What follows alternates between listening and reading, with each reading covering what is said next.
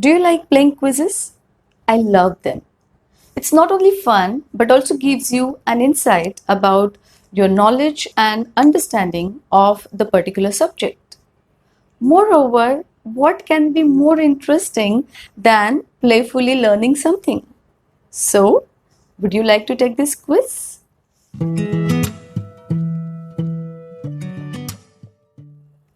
Hello there, I'm Shilpa from SpeakSmartEnglish.com. Today's quiz is about some common but confusing words. I'm sure you must have used many of these words time and again. Let's check out whether you use them correctly or not. And if not, then what the right option is. I will read out two or more sentences or phrases, and you need to select the correct one. So, are you ready? All the best. Here is the first one. What's the better way of saying? Is it happy marriage anniversary or B, happy wedding anniversary?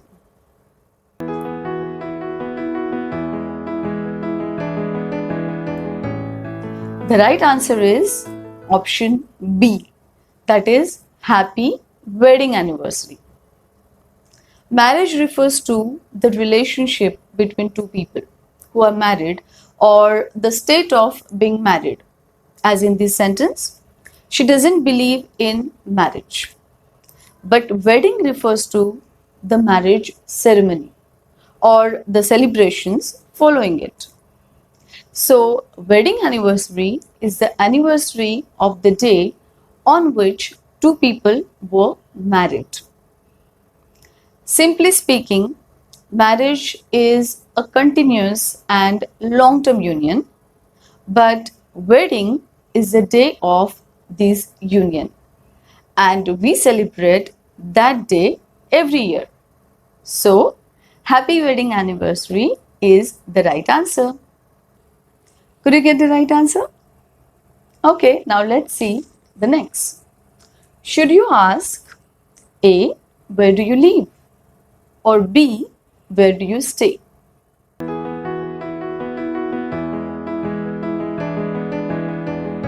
The right answer is A, where do you live? If someone lives in a particular place or with a particular person, their home is in that place or with that person. Whereas to stay means to live in a place temporarily as a guest or visitor. So if you want to ask someone about his or her permanent or long-term residence or country, then you should ask, where do you live? But if someone is a tourist and you want to know where he or she is living for the time being, you can ask, where do you stay? But a point to be noted that in Indian, Scottish and South African English, stay can mean to live in a place permanently. But generally speaking, most of the people will better understand the option A. Now, number 3. Is it how many annual leaves do you get? Or how much annual leave do you get?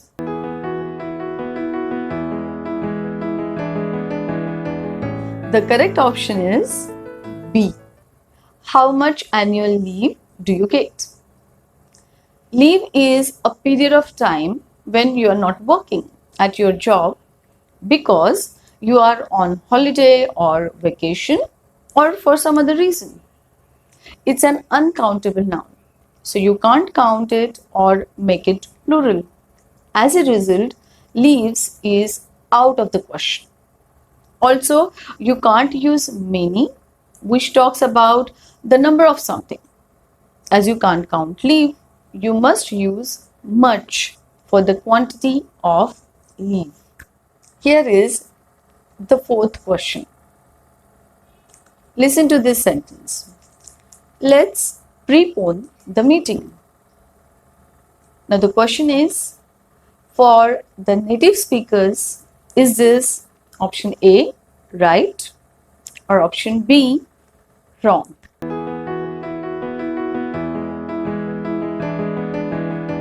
And the right answer is it's B.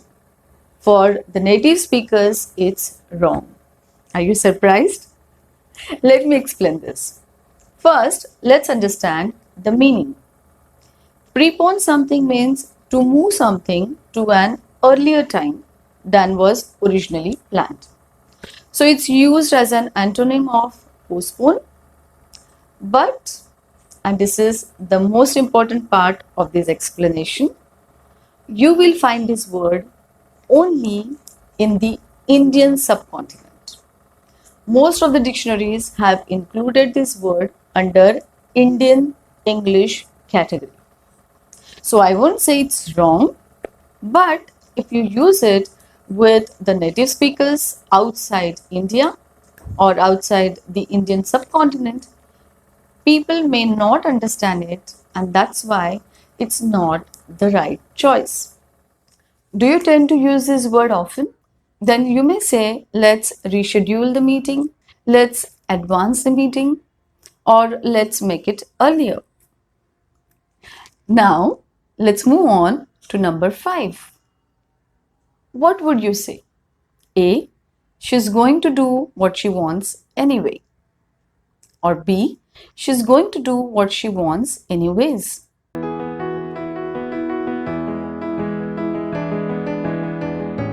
The correct choice is option A, anyway.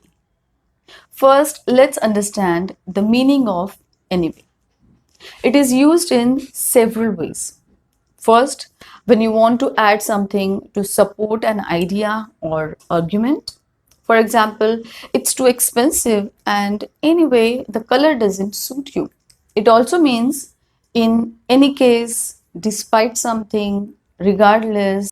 For example, it's going to happen anyway, so we won't object to it. The third meaning, when you want to change the topic or end the conversation or return to the previous topic, like in this sentence. So anyway, back to what I was saying, or anyway, let's forget about that for the moment. Now let's discuss why anyways is not the best option. Anyway is the accepted word in the formal written language. You must have heard anyways many times because it's widely used in the US, spoken in formal English, but it can't be used in formal writing. Now the next, that is number 6. Choose the right sentence. A, John has to work on alternate Sundays. And B, John has to work on alternative Sundays.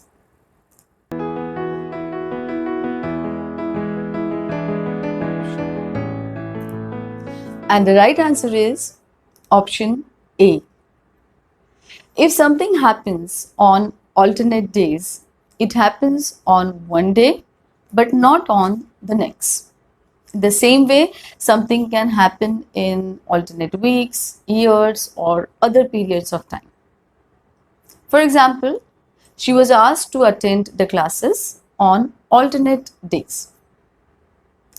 Whereas alternative means something that can be used instead of something else. In short, a substitute for something. For example, the road was closed, so we had to find an alternative route. In North American English, people often use the word alternate in this sense too. For example, the road was closed, so we had to find an alternate route. But in the context of our sentence, we can use only alternate and not alternative. Here is the next set. A, she died after a long disease. And B, she died after a long illness.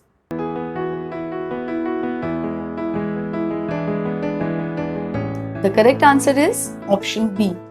She died after a long illness.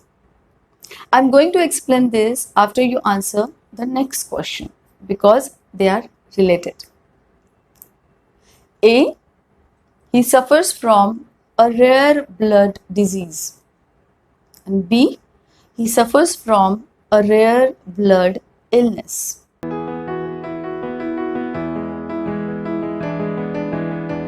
The right option is A. Now let me explain this and the previous question as well. Disease is a medical problem affecting humans, animals, or plants, often caused by infection.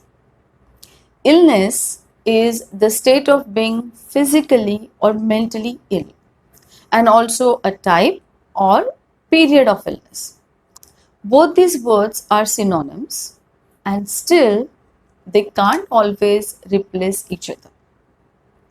Disease is used to talk about more severe physical medical problems, especially those that affect the organs. Illness is used to talk about both severe and minor medical problems and those that affect mental health. So we can't say heart or kidney or liver illness. Instead, we use the collocation heart disease. Okay? In the same way, we can't say mental disease. It's mental illness. Also, disease is not used about a period of illness. Therefore, in the previous question, the right option was she died after a long illness and not a long disease. I hope it's clear now. Oh, enough of the discussion on illness and disease. Let's see some other sentences. Number 9, A. Her advice appeared to be disinterested. And B. Her advice appeared to be uninterested. It's often confusing for people.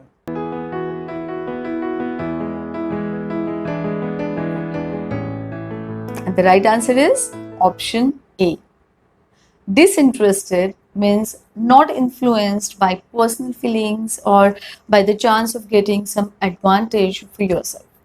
So if you are disinterested, then you are impartial or unbiased. For example, I am a disinterested observer. Uninterested means you are not interested in something. For example, he is completely uninterested in politics. So, in the formal sense, uninterested is the antonym or opposite of interested. And disinterested is a totally different word. But in spoken informal English, many times people use disinterested to mean not interested.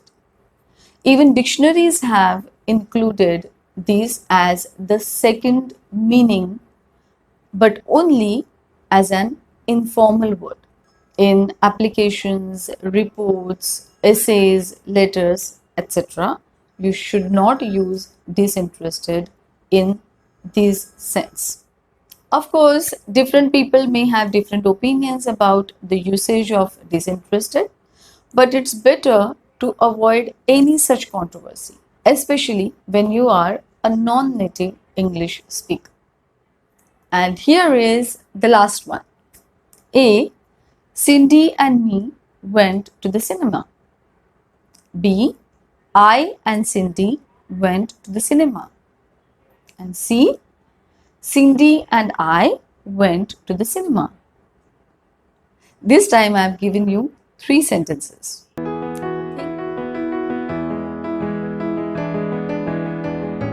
The correct choice is option C.